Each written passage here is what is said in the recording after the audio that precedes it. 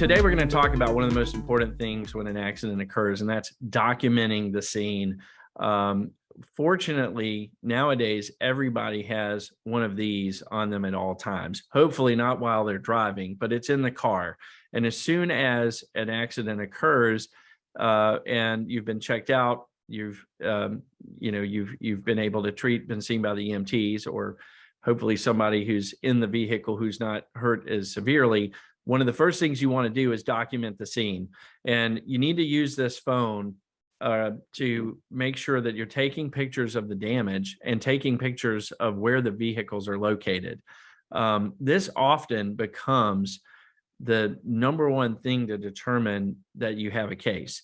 One, you have to have damage to the vehicle to really convince the insurance company that the accident was severe enough to cause an injury. One, we have to have some physical contact at all, which is debated by the insurance company sometimes. They'll just say you weren't actually hit.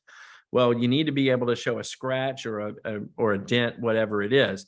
Secondly, if the damage is severe, that's one of the number one things that insurance companies look at to see how likely it is that a person's going to get a significant injury award at trial later on. So they take those cases very seriously when they see that the damage to the vehicles is obviously very severe. So what are some things people can use their cameras for at the scene of the accident, Pat? Well, I mean, you can obviously take pictures. I think that it's also important to take video so that you can get you can do a panorama, if you will, and show what's going on.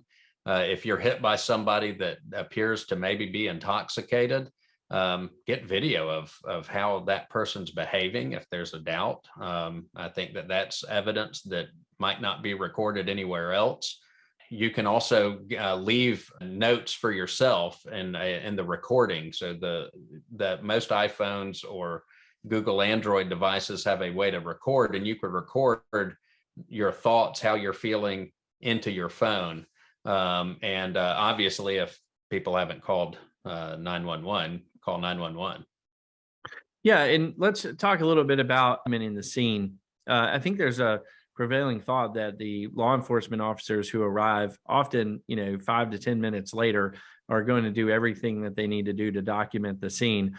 But we've been doing this for a long time, and I can tell you, if I had a nickel for every time I saw an incident report that had incorrect information on it, we would be able to hire another associate, because it is very common that there's some information that's incorrect on these incident reports. And oftentimes you need to have your own documentation to be able to prove that a week later when the incident report gets in your hands and you realize that just doesn't look correct.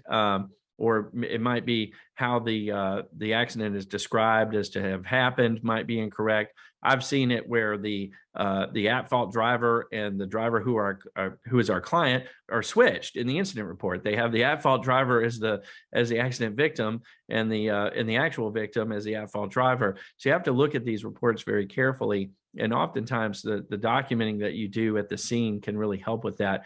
Secondly, there's an assumption that the officers have body cam nowadays and dash cams, and that they're taking all this down and that they are taking pictures.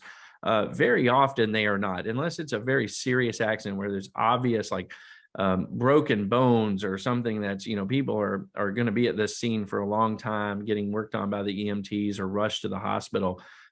Those types of accident scenes do get worked very thoroughly, I think. But on a typical, middle of the afternoon car crash that might be very serious for the injured party, but they're not, nothing's obviously broken, they're not incapacitated, the officers will just, allow the parties to handle that mostly on themselves, as they're going to be considered a dispute between their insurance companies. So you're not going to see lots of photographs or anything like that from law enforcement that you can use it as a later date to prove your case. And if there's any dispute about who was at fault, whether it's a red light or something like that, or, somebody's at a four-way stop who had the right of way, take as many pictures as you can, especially where the damage occurs on the car.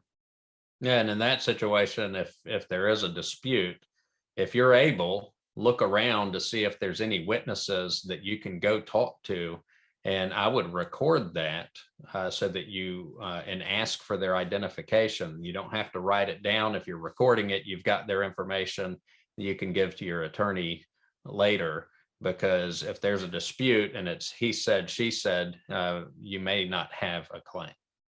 Yeah. And, I actually, one of the first cases I ever worked was a family who involved a death. A car was hit and it killed the driver inside the vehicle. They were hit by a truck.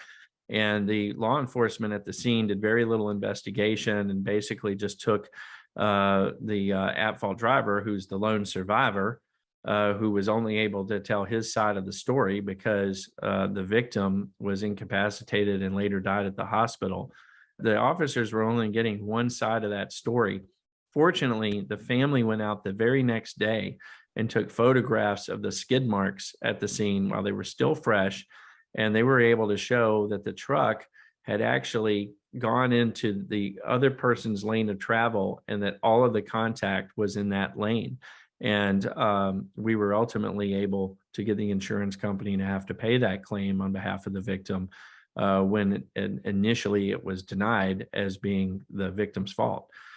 So had it not been documented, that family never would have received any recovery at all.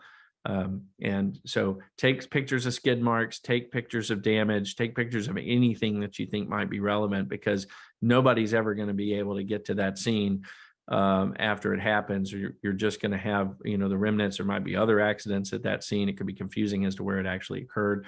So document as soon as you're able during one of these accidents, or, hopefully even a family member can go out very soon after the fact and take photographs. The other thing that you should do while you're at the scene, if you have an attorney, call that attorney. If you don't, call Jared and Price, 855-909-3021.